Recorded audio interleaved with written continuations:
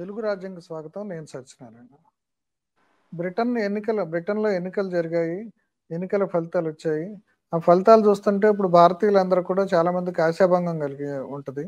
ఎందుకంటే మన ఇన్ఫోసిస్ నారాయణమూర్తి అల్లుడు, అట్లాగే మన భారతీయ సంతతికి చెందిన రిషి సునాక్ అక్కడ ప్రధానమంత్రి అయ్యాడని మనందరం మురిసిపోయాము. అయితే అది 3 నాళ్ల ముచ్చటైంది. ఈసారి జరిగిన ఎన్నికల్లో ఆయన పార్టీ కన్జర్వేటివ్ పార్టీ ఓటమి చెందింది. ఆయన చాలా తక్కువ సీట్లు ఆ పార్టీ గెలుచుకోగలిగింది. లేబర్ పార్టీ ఇప్పుడు అధికారంలోకి వచ్చింది.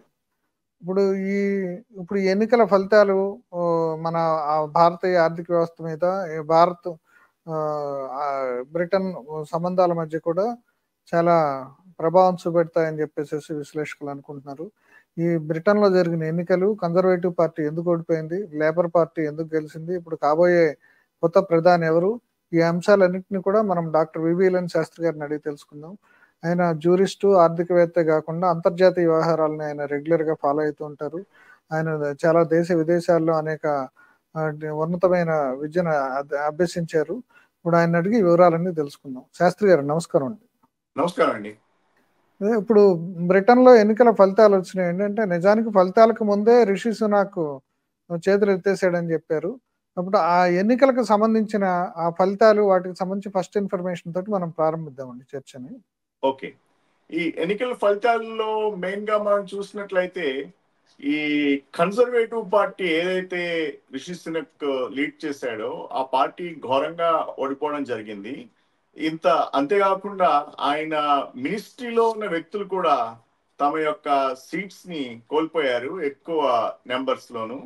దీనికి ముఖ్యంగా కారణాలు మనం ఏమని చెప్పచ్చు అంటే, గత కొంతకాలంగా అంటే గత 5 ఏళ్లుగా కూడా బ్రిటన్ లో స్లో ఎకనామిక్ గ్రోత్ అనేటువంటిది నడుస్తూ వస్తోంది. ఈ స్లో ఎకనామిక్ గ్రోత్ ని అరెస్ట్ చేయడానికి సునక్ తన వంతు ప్రయత్నం చేశాడు. కానీ ఆర్థిక వ్యవస్థ గాడిలో పడకపోవడం మూలంగా అక్కడ యూకేలో ఒక విధమైన స్ట్రెస్ఫుల్ యాటిట్యూడ్ ప్రతి వాళ్ళలోనూ పెరుగుతుందన్నమాట. ఆ పెరగడం కారణంగా వాళ్ళు ఒక కొత్త ఆల్టర్నేటివ్ చూద్దాం, మనం వీళ్ళ కన్జర్వేటివ్స్ కి ఎలాగైనా 14 సంవత్సరాలు టైం ఇచ్చాం కదా, వీళ్ళని ఇప్పుడు పక్కన పెట్టి కొత్తగా ఇంకొకరికి అవకాశం ఇద్దాము అని చెప్పి లేబర్ పార్టీని వాళ్ళు ఎన్నుకోవడం జరిగిందనమాట. ఈ లేబర్ పార్టీని ఎన్నుకోవడంలో ముఖ్యంగా మనం చూడవలసింది ఏంటంటే, ఇన్ఫ్లేషన్ బాగా పెరిగిపోయింది బ్రిటన్ లో కాస్ట్ ఆఫ్ లివింగ్ ఒక పెద్ద క్రైసిస్ గా మారిపోయింది అనమాట. ఇన్ఫ్లేషన్ గత 40 సంవత్సరాల్లో కూడా అక్టోబర్ 2022 నుంచి గత 40 సంవత్సరాల్లోనూ కూడా ఇన్ఫ్లేషన్ హైయెస్ట్ అయ్యింది. ఎప్పుడంటే అక్టోబర్ 2022 నుంచి. అక్టోబర్ 2022 నుంచి కూడా ఇప్పటి వరకు కూడా ఇది ఇన్ఫ్లేషన్ ఇంకా పెరుగుతూనే ఉంది. కానీ బ్రిటన్ లో వింత సమస్య ఏమొచ్చిందంటే, అక్కడ పూర్ అనే వాళ్ళు ఎవరైతే స్టాండర్డ్ ప్రకారం చూస్తూ ఉంటామో, ఆ పూర్ సిటిజన్స్ ఎవరైతే ఉన్నారో అంటే బీదవాళ్ళు ఎవరైతే ఉన్నారో వాళ్ళకి సరైన ఇది సోషల్ సెక్యూరిటీ లేకపోవడం మూలంగా వాళ్ళు బాగా ఈ యాంగర్ అనేటువంటిది చూపించడం జరిగింది ఈ ఎన్నికల్లోనూ. వాళ్ళ మూలంగా కూడా రిషి సునక్ కి అది వ్యతిరేకత వచ్చింది.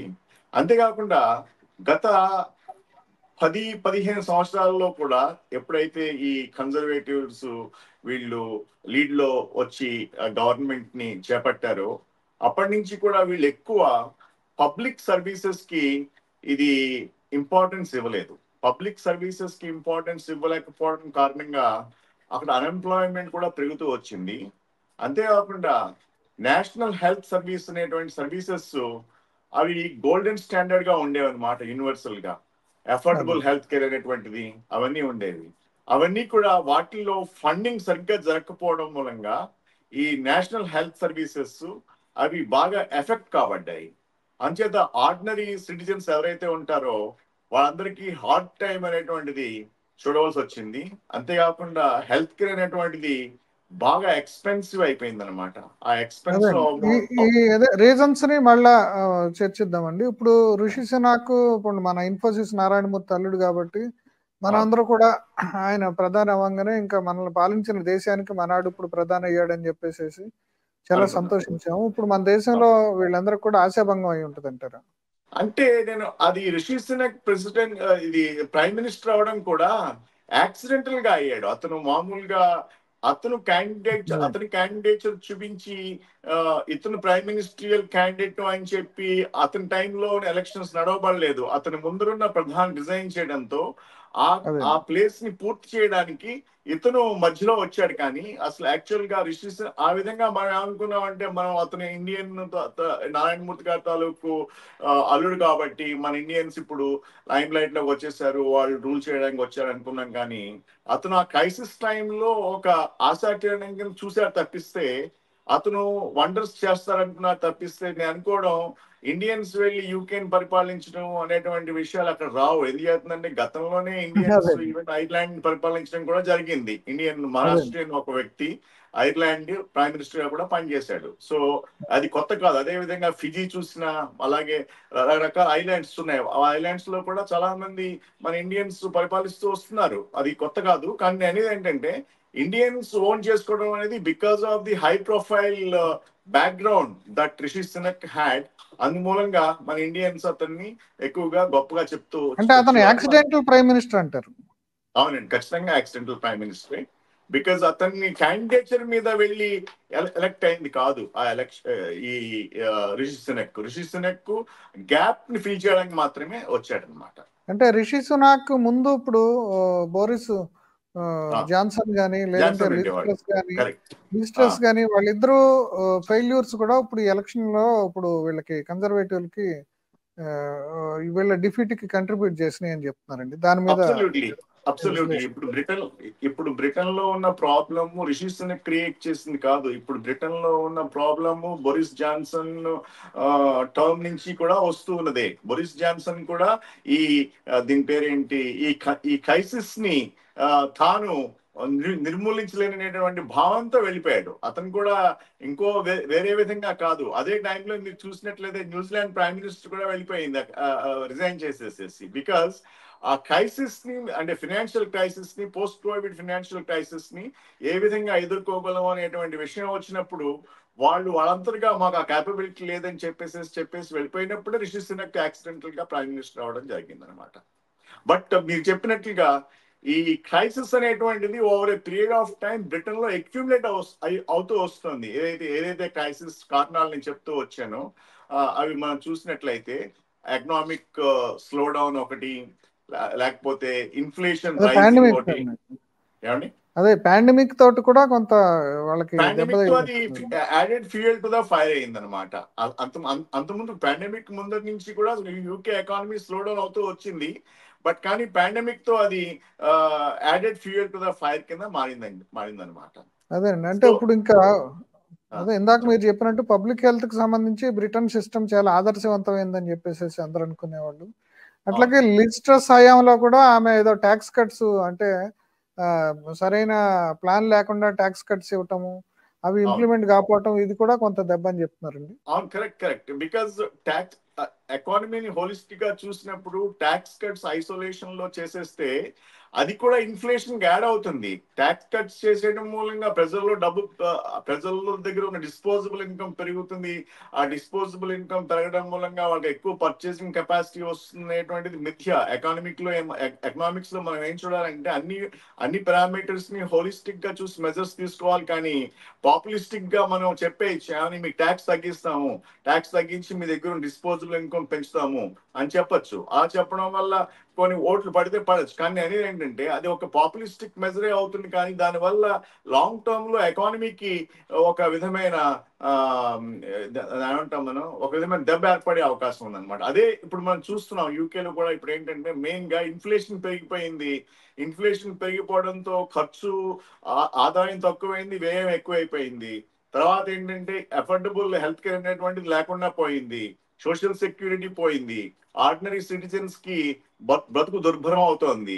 ఈ నేపథ్యంలో వాళ్ళు ఆల్టర్నేటివ్ చూస్తున్నారు అనమాట. అదే ఇప్పుడు ఈయన రిషి సునాక్ ఇప్పుడు మన స్వామినారాయణ టెంపుల్ వంటి టెంపుల్స్ వీటన్నిటిని కూడా సందర్శించి దేవుడు కూడా అందరినీ సందర్శించినా సరే, దేవుడు కానీ దేవుడు భక్తులు కానీ ఆ పార్టీని కానీ ఆయన కానీ ఈ ఎన్నికల నుంచి గట్టెక్కించలేకపోయారని చెప్పి కూడా అనుకుంటున్నారండి. దీని మీద అంటే నెహ్రూ గారు మనకి స్వాతంత్రం వచ్చిన తర్వాత ఒక గొప్ప కొటేషన్ చెప్పారు. అది లాట్ ఆఫ్ ఎకానమిస్ట్స్ ఇప్పటికి కూడా కోట్ చేస్తూ ఉంటారు, పెద్ద పెద్ద బిజినెస్ స్కూల్స్ లో కూడాను. ఏమని చెప్పారంటే ఆయన, ఆకలేసి వాడికి నువ్వు మతం, కులం, భగవంతుడు అని చెప్తే వాడికి అవి ఎక్కవు. ఆకలేసి వాడికి ముందుగా కావాల్సింది ఏంటంటే భోజనం పెట్టాలి. భోజనం పెట్టిన తర్వాత ఆ భోజనం తర్వాత వాడికి అన్ని సమకూర్చిన తర్వాత వాడు ఒక దీని పేరేంటి సౌఖ్యమైన ప్రశాంతమైన వాతావరణంలో ఉన్నప్పుడు అప్పుడు నువ్వు మతం, కులం ఇవన్నీ చెప్పు, వాడి మైండ్ ఎక్కుతాయని చెప్పి ఆయన చెప్పడం జరిగింది. అదే విధంగా రిషి సునక్ అవతల మనుషులు మలమల మారుతూ, తర్వాత హెల్త్ కేర్ సరిగ్గా లేక ఇన్ఫ్లేషన్ పెరిగిపోయి ఆదాయం తగ్గిపోయి ఇంకో పక్క ఇమిగ్రేషన్ ఇష్యూస్ కూడా పెరిగిపోతున్న సమయంలో వెళ్ళి స్వామినారాయణ టెంపుల్ కి వెళ్ళి నమస్కారం చేయడం, అభిషేకం చేయడం, వాటి వల్ల ప్రజలకున్న ఆకలి తీరాలి కదా. ప్రజలకున్న ఆకలి తీరాలంటే రిషి సునక్ ఆలోచనల ద్వారా అతను ఏ విధంగా దాన్ని తీర్చగలడు అనేటువంటి చెప్పగలగాలి, చేయగలగాలి. అవకాశం ఇచ్చారు, చేయలేకపోయాడు, ఇప్పుడు తీసేశారు, అంతే అంతే అని చెప్పని చెప్పుకోవాలి. మన భగవంతుడి ఇప్పుడు ఈయనతో పోటీగా ఇప్పుడు లేబర్ పార్టీకి చెందిన ఆయన కేర్ స్మార్టర్స్ కూడా ఇప్పుడు ఆ స్వామినారాయణ టెంపుల్ కి వెళ్ళి ఆయన కూడా దండలు వేసుకుని, అంటే జనరల్ గా లేబర్ పార్టీ అంటే వాళ్ళు కొంత నాస్తికులుగా ఉంటారు, అది ఇది అనుకుంటారు. ఆయన కూడా ఏమి తగ్గకుండా ఈ విషయంలో కూడా ఎన్నికల ప్రచారంలో పోటీ ఇచ్చినట్టున్నారండి సునాక్ ఇచ్చారు. కానీ అది మనం ఎక్కువ అది ఓన్లీ ఆప్టిక్స్ కింద చూడాలి తప్పిస్తే దానికి ఎక్కువ మనం విలువ ఇవ్వాల్సిన అవసరం లేదు. కారణం ఏంటంటే ఎన్నికల్లో ఇటువంటి మ్యాజిక్స్ చేయడం లేకపోతే కొన్ని ఆప్టిక్స్ కోసం, ఫోటోగ్రాఫ్స్ కోసం, తర్వాత కొన్ని కమ్యూనిటీకి సంబంధించిన వాళ్ళ యొక్క ఓట్లు సంపాదించడం కోసం ఇవి జనరల్ గా అందరూ చేస్తూనే ఉంటారు. దాన్ని మనం యాక్చువల్ గా క్రైటీరియా కింద తీసుకోకూడదు. కానీ మీరు చెప్పినట్లుగా అతను కూడా వెళ్ళడం జరిగింది. అలా వెళ్ళడం ద్వారా అతను ఏం హింట్ ఇచ్చాడంటే రిషి సునక్కే కాదు, నేను కూడా దీని పేరేంటి I believe in Hindu traditions అని చెప్పి ఆ హిందూ ఓట్ బ్యాంక్ కోసం ట్రై చేయడం అనేటువంటిది తప్పకుండా జరిగింది. అంటే హిందూ ఓట్ బ్యాంక్ అనేది సునాక్ కి పెద్ద ఉపయోగపడలేదు అనుకోవాలండి. ఎందుకంటే మనం ఇక్కడి నుంచి అనుకుంటున్నాం కానీ మన భారతీయుడు, మన ఇండియా సంతతి అని, అక్కడ లోకల్ గా అయితే ఏమి ఆ సెంటిమెంట్ పనిచేయలేదు అనుకోవాలండి. అంటే అతను భారతీయ సంతతి బేసిస్ గా అతను అక్కడ ఓకే, అతని ఆరిజిన్స్ భారతీయుడు, కానీ అతను యూకే సిటిజన్ గానే అతను ఆ ప్రైమ్ మినిస్టర్షిప్ పొందడం జరిగింది కదా. So what I'm saying is అక్కడ లోకల్ గా చూశారు, కానీ అతన్ని ఇండియన్ గా వాళ్ళు అంత చూడలేదు. మనం ఓన్ చేసుకున్నాం బికాజ్ ఇక్కడ మనకి డైరెక్ట్ నారాయణమూర్తి గారి కూతురుతో అతనికి సంబంధం ఉంది కాబట్టి, అంటే భర్త కాబట్టి మనం అతన్ని ఓన్ చేసుకున్నాం అనమాట. ఇప్పుడు నారాయణమూర్తి గారి కూతురికి భర్త అనేది లేకపోతే వాళ్ళ ఆరిజిన్స్ వేరే కంట్రీ నుంచి మళ్ళీ అక్కడికి వచ్చిన ఆరిజిన్స్ అనుకుంటా కదండి వాళ్ళకి. Correct, absolutely correct. మీరు పాయింట్ రైట్ గా హిట్ చేశారు. నారాయణమూర్తి గారి అమ్మాయి లింక్ లేకపోతే రిషి సునక్ ని మనం ఏమనుకునే వాళ్ళం అంటే ఓకే, ఏదో ఇండియన్ మైగ్రెంట్ వెళ్ళి యూకేలో సెటిల్ అయ్యి యూకే నుంచి గొప్పవాడు అయ్యాడని చెప్పి భావంతో మనం చూసేవాళ్ళం. అలాగే బోల్డ్ మంది అయ్యారు, నేను ముందు చెప్పినట్లుగా ఐర్లాండ్ లో కానీ, తర్వాత ఫిజీ ఐలాండ్ లో కానీ, చాలా కంట్రీస్ లో మన ఇండియన్స్ అలాగా అవుతూ వచ్చారు. అంతవరకు ఎందుకు, ఈవెన్ కమలా హ్యారిస్ కూడా ఇండియన్ ఆరిజిన్ ఉన్న వ్యక్తే కదా.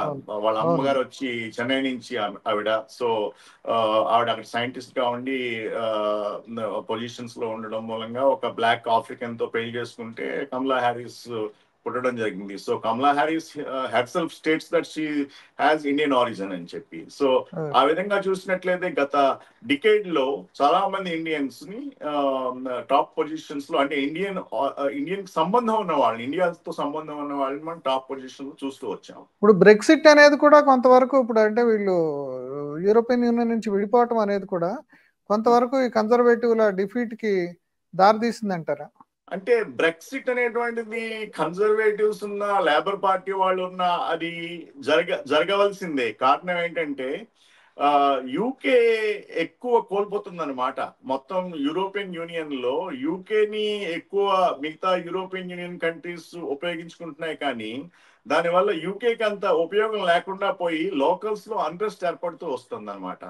అలా వస్తున్న సమయంలో బ్రెక్సిట్ అనేటువంటిది చేసి వీళ్ళు బయటకు వచ్చేసారు. అలా బయటకు రావడం మూలంగా ఇంకా డివాస్టేటింగ్ అయిపోయే ఎకానమీని కొంతవరకు కాపాడారు. దాంట్లో మాత్రం వాళ్ళకి మార్క్స్ ఇవ్వాలి. కానీ ఆ తర్వాత విడిపోయిన తర్వాత యూకేని ఏ విధంగా గ్రో చేయాలి, యూకేలో పెర్ క్యాపిటల్ ఇన్కమ్ ఎంత పెంచాలి, యూకేలో ఇన్ఫ్లేషన్ ఎలా తగ్గించాలి, యూకేలో ఎంప్లాయ్మెంట్ ఆపర్చునిటీస్ ఎలా పెంచాలి అనేటువంటి విషయాల్లో విఫలమయ్యారు.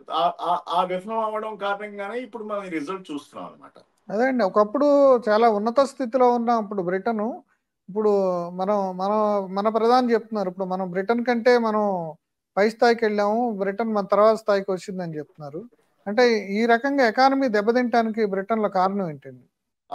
యాక్చువల్ గా మన ప్రధాని చేస్తుంది ఓవర్ స్టేట్మెంట్ అవుతోంది. ఏం అంటే చేస్తుందంటే మనం పెరిగామా వాళ్ళు తగ్గామా అనేది తగ్గామనేది తనేటువంటి తప్పు అక్కడ. ఏం చేస్తుందంటే అలా అదే. జరగలేదు. మనది ఏమైందంటే మన ఎకానమీలో కూడా 2022 తర్వాత సడన్ గా జీరోకి వెళ్ళి మళ్ళీ జీరో నుంచి పైకి రావడంతో మన గ్రోత్ రేట్స్ పెరుగుతున్నాయి. కానీ ఆ గ్రోత్ రేట్స్ పెరగడంలో ఇన్ఫ్లేషన్ పెరిగింది. ఇన్ఫ్లేషన్ పెరిగినప్పుడు జీడిపి ఆటోమేటిక్ గా పెరుగుతుంది. బికాస్ ఇప్పుడు చూడండి, మనది 1.75 ట్రిలియన్ లో ఉన్న ఎకానమీ సడన్ గా 3.5 ట్రిలియన్ సైజ్కి వచ్చిందంటే కారణం ఏంటంటే ఇన్ఫ్లేషన్. మీరు అదే. వస్తువుల యొక్క రేట్లు పెంచేశారనుకోండి, ఆ రేట్లు పెంచింది మళ్ళీ భారం ఎవరి మీద పడింది? భారం వెళ్ళి కన్సూమర్ మీదే పడింది. ఆ అదే. కన్సూమర్ మీద పడిన విషయం ఇక్కడ రాదు. ఆ కన్సూమర్ ఇన్ఫ్లేషన్ బేర్ చేశాడు, ఇన్ఫ్లేషన్ బేర్ చేసి కొనుక్కున్నాడు, ఇంకా ఆల్టర్నేటివ్ లేక. అలా చేసిన సమయంలో మీరు యావరేజ్ 8.5% ఇన్ఫ్లేషన్ తీసుకుని మన ఎకానమీని హెచ్చించినా కానీ కూడా అది న్యాచురల్ గా వచ్చిన ఇన్ఫ్లేషన్ ద్వారా వచ్చిన జీడిపియే కానీ మనుషుల యొక్క డిస్పోజబుల్ ఇన్కమ్ లెవెల్స్ లో మనం ఏమి గ్రో కాలేదు. అంచేత అదే. డిస్పోజబుల్ ఇన్కమ్స్ లో మనం ఈనాటికి కూడా యూకేతో కంపారిజన్ చేస్తే ఆల్మోస్ట్ 75 టైమ్స్ తక్కువ. వాళ్ళ individual per capital disposable incomes తో కంపారిజన్ చేస్తే ఇండియన్స్ యొక్క డిస్పోజబుల్ ఇన్కమ్ 75 టైమ్స్ తక్కువ. 75 టైమ్స్ తక్కువ డిస్పోజబుల్ ఇన్కమ్ పెట్టుకుని మనం యూకేని మించిపోయాము, వరల్డ్ లో థర్డ్ అవుతాము అనేటువంటి ఎకనామిక్ క్లెయిమ్స్ మన ఇండియా నుంచి వచ్చేవి అవి ఊరికనే స్లోగన్స్ కానీ గ్రౌండ్ లెవెల్లో మనుషుల యొక్క స్టాండర్డ్ ఆఫ్ లివింగ్ ని పెంచినవి కావు. సో మనం అదే. ఆ కంపారిజన్ తీసుకుని కన్నా బ్రిటన్ లో జరిగిన విషయం ఏంటంటే, ఎప్పుడైతే యూరోపియన్ యూనియన్ లో ఉండేదో ఆ యూనియన్ లో ఉన్న సభ్యులు, సమాఖ్యలో ఉన్న సభ్యులు వాళ్ళు యూకేకి మైగ్రేట్ అయిపోయి యూకేలో ఉన్న జాబ్ ఆపర్చునిటీస్ లో లోకల్స్ తో కంపీట్ చేసి లోకల్స్ కన్నా తక్కువ కాస్ట్ లోకి వాళ్ళు వెళ్ళి అక్కడ లోకల్ జాబ్స్ వాళ్ళకి వాళ్ళు కాంపిటీషన్ ఇవ్వడము ప్లస్ తక్కువలో వాళ్ళు వెళ్తూ ఉండడంతో వాళ్ళని ఎక్కువ మందిని తీసుకునేవారు, లోకల్స్ ని ఇగ్నోర్ చేసేవారు కార్పొరేషన్స్. ఆ లోకల్స్ ని ఇగ్నోర్ చేసినందుకు గాను ఏమైందంటే అక్కడ లోకల్స్ లో అన్ఎంప్లాయ్మెంట్ అన్రెస్ట్ పెరిగిపోయింది. ఆ అన్రెస్ట్ పెరిగిపోయిన సమయంలో అక్కడ కూడా ఫ్రీబీస్ పెంచారు. ఆ ఫ్రీబీస్ పెంచడంలో వెల్ఫేర్ కార్యక్రమాలంటూ పెంచుకుంటూ వచ్చారు. ఆ ఫ్రీబీస్ పెంచడంతో ఏమైంది, లోకల్ వాళ్ళకి ఇంకా ఎంప్లాయ్మెంట్ లేకపోయినా కానీ ఫ్రీబీస్ సరిపోకుండా అయిపోయాయి. ఎందుచేత అలా ఫ్రీబీస్ పెంచడంతో ఇన్ఫ్లేషన్ కూడా ఎకానమీలో పెరిగింది. ఇన్ఫ్లేషన్ పెరగడం, ధరలు పెరిగిపోవడం, ఈ ఫ్రీబీస్ సరిపోకపోవడం, తర్వాత సోషల్ సెక్యూరిటీ సరిపోకపోవడం, మెడికల్ వసతులు అందుబాటులో లేకపోవడం, తర్వాత యూరోప్ లో ఉన్న సిటీస్ అన్ని కూడా కల్చరల్ గా డిగ్రేడ్ అవుతున్నాయి. బికాజ్ యూరోప్ లో ప్రతి కంట్రీ కూడా డిఫరెంట్ కల్చర్ ఉంది. మన ఇండియాలో అయితే డిఫరెంట్ స్టేట్స్ డిఫరెంట్ కల్చర్ అయితే ఉన్నాయి, యూరోప్ కూడా అంతే. అలా ఉన్న సమయంలో ఏమైంది, యూకేకి ఒక కన్జర్వేటివ్ కల్చర్ ఉందన్నమాట. ఆ యూకే కన్జర్వేటివ్ కల్చర్ ని ఈ యూరోప్ సమాఖ్యలోని మెంబర్స్ కంట్రీస్ వచ్చి డిగ్రేడ్ చేస్తూ ఉండేవారు. ఆ నేపథ్యంలోనే ఈవెన్ కొన్ని చర్చెస్ కూడా మూసేశారు. ఆ టైంలో ఏమైంది, ఇప్పటికి కూడా జరుగుతుంది ఆ విషయం.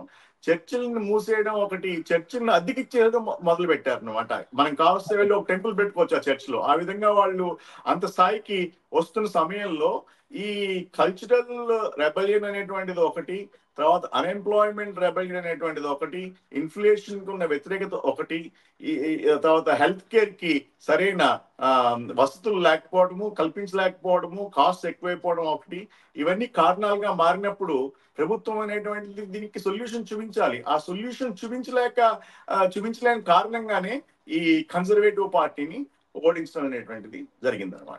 ఇప్పుడు పబ్లిక్ హెల్త్ తో పాటు ఇమిగ్రేషన్, ఇప్పుడు ఎకానమీకి సంబంధించిన అంశాలు కూడా దెబ్బతీసినాయి ఇప్పుడు బ్రిటన్ అంటున్నారండి. ఇప్పుడు ఇమిగ్రేషన్ సంబంధించిన అంశాలు ఏ రకంగా ఇబ్బంది పెట్టినాయండి ఎకానమీ?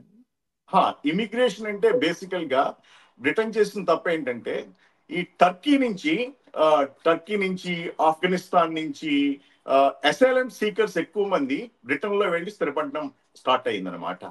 ఎందుకంటే ఎప్పుడైతే టర్కీలో అస్థిరత రావడం మొదలెట్టిందో, సిరియన్ ఫైట్ మొదలైనప్పుడు, సిరియాలో అండస్ట్ మొదలైనప్పుడు అక్కడి నుంచి వాళ్ళు ఏం చేసేవారు, ఆ సిరియన్ సిటిజన్స్ ని టర్కీలోకి వెళ్ళిపోయిన వాళ్ళని బ్రిటన్ లో వాళ్ళకి అసైలం ఇవ్వడం మొదలు పెట్టారు అనమాట. అదే విధంగా ఆఫ్ఘనిస్తాన్ లో ఎప్పుడైతే సడన్ గా అమెరికా ఆఫ్ఘనిస్తాన్ వదిలిపెట్టి వెళ్ళిపోయిందో, ఈ ఆఫ్ఘనిస్తాన్ లో చిక్కుకుపోయిన ఈ సెక్యులర్ వ్యక్తులకి కూడా వాళ్ళు అసైలం ఇవ్వడం మొదలు పెట్టారు అనమాట బ్రిటన్ లో. అలా ఇవ్వడంతో వీళ్ళ ఇంట్రూజన్ అనలేము, వీళ్ళని వాళ్ళు ఇన్వైట్ చేసి తీసుకెళ్లారు, కానీ లోకల్ వాళ్ళు అది ఎక్కువ వ్యతిరేకతను పెంచింది అనమాట. ఓకే, దాన్ని ఏమంటారంటే స్మాల్ బోట్ క్రైసిస్ అని చెప్పి బ్రిటన్ లో చెప్తూ ఉంటారు అన్నమాట. ఇప్పుడు స్మాల్ బోట్ క్రైసిస్ అంటారు. స్మాల్ బోట్ క్రైసిస్ అంటే ఏంటి, ఎవరైనా స్మాల్ బోట్ లో ఎక్కేసేసి వచ్చేయడం అనమాట ఆ కంట్రీకి. ఆ విధంగా థౌజండ్స్ ఆఫ్ రెఫ్యూజీస్ ఈ ఇంగ్లీష్ ఛానల్ క్రాస్ చేసి వాళ్ళు టైనీ వెసల్స్ లో, అంటే స్మాల్ బోట్స్ లో ఇంగ్లాండ్ వెళ్ళిపోవడం జరిగిందనమాట. అది ఎక్కువ ప్రజలు ఎక్కువ కలత చెందారు. నెంబర్ 1 ఏంటంటే కల్చరల్ గా ఈ ముస్లిం కమ్యూనిటీ అనేటువంటిది ఎక్కువ ఇంట్రూజన్ అనేటువంటిది అక్కడ ఈ రెఫ్యూజీస్ ద్వారా జరుగుతూ ఉండడంతో అది కూడా ఒక ఇష్యూ కింద మారి అది ఇమిగ్రేషన్ ఇష్యూ కింద మారింది. ఇంకొక ఇమిగ్రేషన్ ఇష్యూ ఏంటంటే, ఎప్పుడైతే బ్రెక్సిట్ జరిగిందో, బ్రెక్సిట్ ముందర ఎవరైతే యూరప్ సమాఖ్య దేశాల నుంచి, వివిధ దేశాల నుంచి వచ్చి యూరప్ లో స్థిరపడ్డారో వాళ్ళు కూడా ఈ రియల్ ఎస్టేట్ లోను, మామూలు రిటైల్ లోను, అన్ని రంగాల్లోనూ స్థిరపడిపోయారు. అలా స్థిరపడిపోయినప్పుడు అది లోకల్ వాళ్ళకి మళ్ళీ అది ఇబ్బంది ఇచ్చింది. వాళ్ళ ఇమిగ్రేషన్ కూడా ఒక రీజన్ అయిందనమాట ఎవరికి, ఈ లోకల్ బ్రిటిష్ సిటిజన్స్ కి. సో ఆ విధంగా ఈ ఇమిగ్రేషన్ ఇష్యూస్ అనేటువంటివి కూడా ఎక్కువగా కాంట్రిబ్యూట్ చేశాయి రిషి సునక్ యొక్క డిఫీట్ కి. ఇప్పుడు ఇండియన్స్ కు మాత్రం ఈ ఇమిగ్రేషన్ సంబంధించి కఠినంగానే ఇండియన్స్ పట్ల వ్యవహరించింది బ్రిటన్ అంటున్నారండి. అది నిజమేనండి? కఠినమైన నిబంధనలు ఉన్నాయండి. యాక్చువల్ గా క్వాలిఫైడ్ వాళ్ళకి ఏమి రెస్ట్రిక్షన్స్ ఏం లేవు యూకేలో కానీ యుఎస్ఏలో కానీ. అవి ఊరికనే మనం వినే స్టోరీస్ అవన్నీ ఏంటంటే semi qualified, under qualified people ఎవరైతే ఉంటారో వాళ్ళకి సరైన ఎంప్లాయ్మెంట్ ఆపర్చునిటీస్ దొరకకపోవడము, అటువంటి వాళ్ళని డిపోర్ట్ చేస్తూ ఉండడంతో వచ్చే న్యూస్ ఫ్లోస్ ఏవైతే ఉంటాయో ఆ న్యూస్ ఫ్లోస్ వల్ల ఈ అటువంటి వ్యక్తులు ఏమనేటువంటి ఇంప్రెషన్ క్రియేట్ చేస్తారంటే ఇక్కడ ప్రాబ్లం గా ఉందని చెప్పి అంటూ ఉంటారు. కానీ యాక్చువల్ గా ఇండియన్స్ కి over a period of time, even conservative party అయినా లేబర్ పార్టీ అయినా కానీ కూడా ఎక్కువ ప్రాముఖ్యత వీసా క్లియరెన్సెస్ లో ఇస్తామని గవర్నమెంట్స్ చెప్తూ వస్తున్నాయి. అంచేత రిషి సునక్ ఉన్నా లేకపోయినా, బోరిస్ జాన్సన్ ఉన్నా, అప్పట్లో బోరిస్ జాన్సన్ ఉన్నప్పుడు కూడా ఇండియన్స్ కి వీసా నెంబర్స్ పెంచుతామంటూ చెప్తూ వచ్చారు వాళ్ళు. ఇప్పుడు నేను అనుకునేది ఈవెన్ లేబర్ పార్టీ వాళ్ళు కూడా ఇండియన్స్ ఎక్కువ ప్రాముఖ్యత ఇస్తారు, బికాస్ దే లైక్ ఇండియన్స్ యొక్క కాస్ట్ తక్కువ, ఒకటి వాళ్ళ హార్డ్ వర్కింగ్ ఎబిలిటీస్ ఎక్కువ అనేటువంటి ఉద్దేశంతో వాళ్ళు ఇండియన్స్ తప్పకుండా లైక్ చేస్తూ ఉంటారు.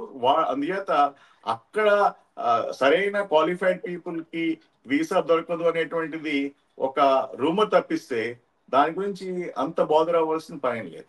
అంటే ఇప్పుడు బ్రిటన్ లో ఏదైతే అధికార పార్టీ అధికారం కోల్పోయిందో ఇదే ట్రెండ్ యూరోప్ లోని తదిమ దేశాల్లో కూడా ఇదే ట్రెండ్ కొనసాగుతుందని చెప్పేసి కొంతమంది అంచనా వేస్తున్నారండి. అదే నిజమేనంటారా? కరెక్టే. ఏది అవుతుందంటే యూరోప్ లో మెయిన్ గా ఈ బ్రెక్సిట్ టైం తో పాటు మీ గ్రెక్సిట్ అని చెప్పి, అలాగే స్పెయిన్ లోను, అలాగే ఇటలీలోను, అన్ని కంట్రీస్ లోనూ కూడా అప్పు అనేటువంటిది పెరిగిపోయింది. ఈ ఆయా దేశాల్లో ఉన్న ప్రధానమంత్రులైనా, అక్కడున్న పొలైటీ లేకపోతే గవర్నమెంట్స్ అయినా కానీ కూడా ఏం చేశాయంటే ఇన్ఫ్రాస్ట్రక్చర్ ని క్రియేట్ చేద్దామనేటువంటి ఉద్దేశంతో అవి విచ్చలవిడిగా లోన్స్ తీసుకున్నాయి. కరెక్టే, ఇన్ఫ్రాస్ట్రక్చర్ నుంచి మనకి రికవరీ అనేటువంటిది లాంగ్ పీరియడ్ లో వస్తుంది తప్పిస్తే షార్ట్ పీరియడ్ లో మనం దాన్ని రికవర్ చేయలేము. అంచేతనే ఆ కంట్రీస్ అన్ని కూడా ఆర్థిక పరంగా దెబ్బతిన్నాయి. కాకుండా ఈ కోవిడ్ కూడా ఎక్కువగా యాడ్ అయ్యి ఆ కంట్రీస్ యొక్క ఎకానమీని అస్థిరపరచడం కారణంగా ఈ రోజు అన్ని యూరోపియన్ కంట్రీస్ కూడా ఎకానమీ పరంగా వెనుకబాటుతనంతో ఉండడం మూలంగా డెఫినెట్ గా అక్కడున్న పొలిటికల్ డిస్పెన్సేషన్ కి వ్యతిరేకత అనేటువంటిది వస్తుంది. ఆ వ్యతిరేకతలో న్యాచురల్ గా ఎప్పుడైతే కరెంట్ ఇన్కంబెంట్ ఎవరైతే ఉంటారో వాళ్ళు తమ యొక్క పెర్ఫార్మెన్స్ చూపించలేరో వాళ్ళు అధికారం కోల్పోవడం అనేటువంటి జరుగుతూ ఉంటుంది కదా. ఆ విధంగా చూసినట్లయితే ఎస్, మిగతా దేశాల్లో కూడా యూరోప్లోనే ఈ అధికార బదిలీ అనేటువంటి జరిగే అవకాశాలు ఎక్కువ కనిపిస్తాయి. అంటే ఆర్థికపరమైన అంశాలు, ఆర్థికపరమైన అస్థిరత్వం వీటి వలన ఇప్పుడు ఈ అధికారంలో ఉన్న పార్టీలన్నీ కూడా వరుసగా అధికారాన్ని అధికారం కోల్పోయే అవకాశం ఉంది. అది మనం మన ఆంధ్రప్రదేశ్ లో కూడా చూసాం కదా మనం. అది అన్ని చోట్ల రిషి సునాక్ అపజయాన్ని కూడా జగన్ అపజయంతో చాలా మంది పోలుస్తున్నారు. ఈయన కూడా 11 సీట్లే వచ్చినాయి, ఆయనకి అక్కడ 90 సీట్లు వచ్చినాయి అనేది.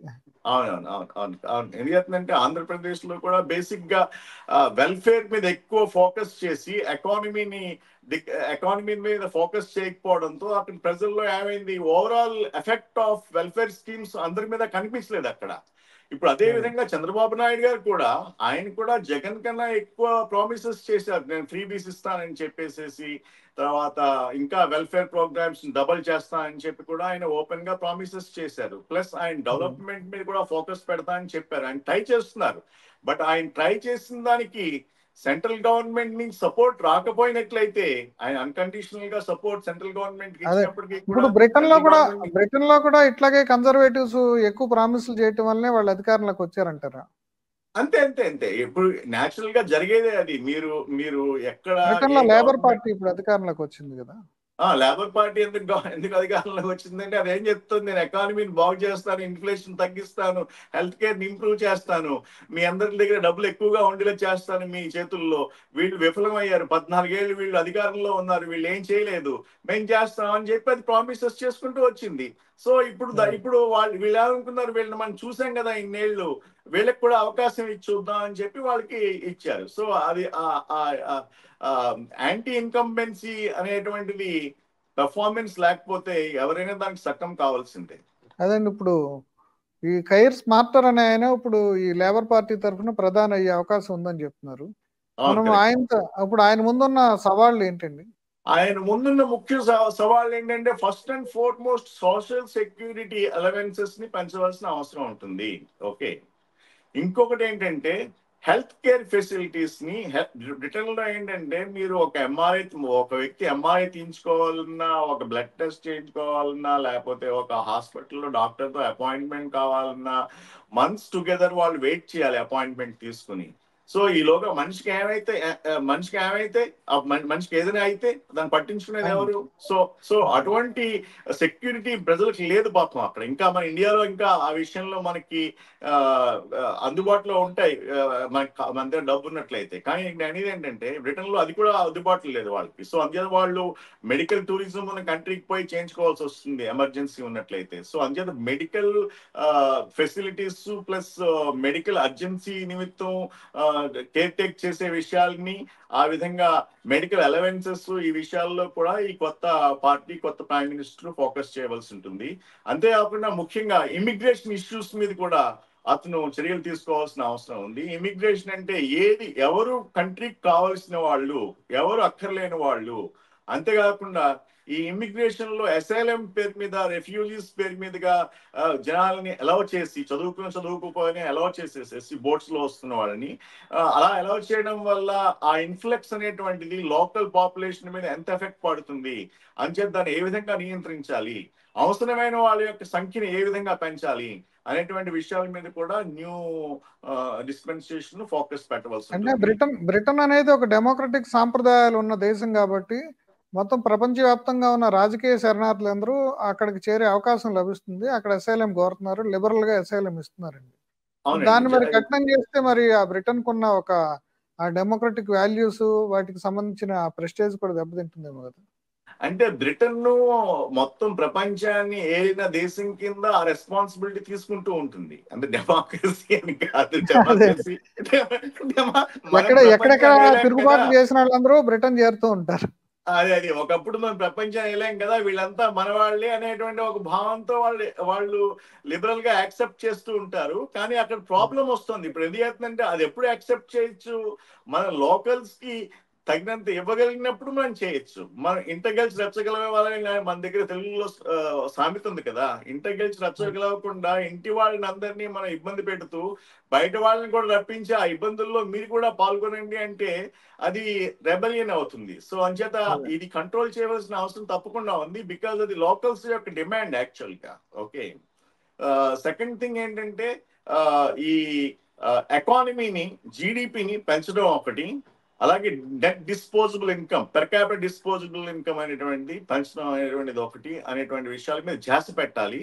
అదేవిధంగా ఈ కాలంలో వాళ్ళు చేసిన అప్పుల్ని, ఆ అప్పుల్ని కూడా ఇప్పుడు ప్రతి కంట్రీ కూడా అప్పులు చేసుకుంటూ పోయింది. ఈవెన్ ఫర్ దట్ మ్యాటర్ ఇండియాకి కూడా బోల్డ్ అప్పులు ఉన్నాయి. అప్పులు చేసి వీళ్ళు డిస్ట్రిబ్యూట్ చేస్తున్నారు, కానీ ఏ అయితే లీడర్స్ వస్తున్నారు కంట్రీస్ లో వాళ్ళు తమ బ్రెయిన్స్ ని ఉపయోగించి ఏ విధంగా మనం ఆదాయం పెంచుదాం అనేటువంటి విషయాలు చూడట్లేదు. అప్పులు చేసి డిస్ట్రిబ్యూట్ చేయడం అనేది ఎవడైనా చేస్తాడు, దాన్ని ఎవడైనా దాంట్లో పెద్ద గొప్ప విజయం ఉంది దాంట్లోనూ. మనం ఆర్థికంగా దేశాలని ఏ విధంగా గ్రో చేయాలనేటువంటి విషయం మీద ఎవరు ధ్యాస పెట్టట్లేదు. ఈజీగా వచ్చిన డబ్బుల్ని డిస్ట్రిబ్యూట్ చేయడం, స్లోగన్స్ పెట్టుకోవడం, పాలిటిక్స్ నడిపించడం చేస్తున్నారు తప్పిస్తే, దానికి మీరు చెప్పినట్లుగా ఇంకా ఎక్కువ ప్రామిసులు చేసి వాడు వచ్చారంటే వాడి దగ్గర అట్రాక్షన్ ఉందంటే వాడి పక్కకి ప్రజలు మలుగుతున్నారు తప్పిస్తే, వేరే కొత్తగా వీళ్ళు నిర్మించేది, కొత్తగా క్రియేట్ చేసేది, వెల్త్ ని సృష్టించేది అనేటువంటి జరగట్లేదు. అది అది I think over a period of time it may come, but main గా ప్రజలు చూసేది ఏంటంటే at this point of time in return health care విషయంలో ఒకటి, ఇన్ఫ్లేషన్ తగ్గించడం ఒకటి, తర్వాత సోషల్ సెక్యూరిటీ పెంచడం ఒకటి, ఇమిగ్రేషన్ కంట్రోల్ చేయడం ఒకటి, ఈ విషయాలకు ఎక్కువ ప్రాధాన్యత ఇస్తారని చెప్పి నేను అంటే భావిస్తున్నాను. ఇంకా మనం ఇండియా వైపుకి వద్దామండి. ఇప్పుడు ఇక్కడ మారిన డైనమిక్స్, పొలిటికల్ డైనమిక్స్ మారటము, ఇప్పుడు లేబర్ పార్టీ అధికారంలోకి రాబోవటం తోటి ఇప్పుడు మనకి ఇండియా మీద చూపించే ప్రభావం ఏంటండి? అంటే ఆర్థికంగా కానీ రాజకీయంగా కానీ ఏ రకంగా అయినా సరే. ఆర్థికంగా, రాజకీయంగా మనకి ఇది అంత ఇంపాక్ట్ ఏముండదు, బికాజ్ రిషి సునక్ ఉన్నప్పుడు కూడా ఫ్రీ ట్రేడ్ అగ్రిమెంట్ కోసం ఇండియాతో ఎక్కువ నెగోషియేషన్స్ జరిపాడు, కానీ ఇండియా కూడా తన యొక్క ప్రయోజనాలను దృష్టిలో పెట్టుకుని అది వెంటనే కంక్లూడ్ చేయలేదు. అదేవిధంగా యూకే కూడా అంత తొందరగా కంక్లూడ్ చేయలేదు. ఆ డిస్కషన్స్ ఇంకా నడుస్తూనే ఉంటాయి ఇండియాతో ఫ్రీ ట్రేడ్ నిమిత్తం. అది పక్కన పెట్టినట్లయితే మన ఎక్స్పోర్ట్స్, ఇంపోర్ట్స్ రెగ్యులర్ గా ఏవైతే ఉన్నాయో యూకేతో అవి నడుస్తూనే ఉంటాయి, వాటిలో ఏం ఇంపాక్ట్ ఉండదు పార్టీలు ఎవరు మారినా కానీ కూడాను. ఇంకొక విషయం ఏంటంటే ఇండియా కూడా యూకే ఏదో చేస్తుంది మనల్ని అనేటువంటి విషయం ఇండియా అంత ఆలోచించవలసిన అవసరం కూడా లేదు. కారణం ఏంటంటే యూకేకి ఇండియన్ మ్యాన్ పవర్ కూడా కావాలి. సో దీని మీద ఇంటర్నల్ గా కూడా అక్కడ యూకేలో డిస్కషన్స్ నడుస్తూ వస్తున్నాయి, నెంబర్ ఆఫ్ వీసాస్ పెంచడానికి, ఇమిగ్రేషన్ పర్టికులర్లీ ఫ్రమ్ ఇండియా పెంచడానికి. సో అది కాన్స్టెంట్ ప్రాసెస్ కింద నడుస్తూనే ఉంటుంది ఎవరు వచ్చినప్పటికీ కూడాను. సో నేను అనుకునేది పెద్ద డిఫరెన్స్ ఏమి ఉండదండి మన ట్రేడ్ లో కానీ, మన ఎకనామిక్ రిలేషన్స్ లో కానీ, మన పొలిటికల్ రిలేషన్స్ లో కానీ కూడా.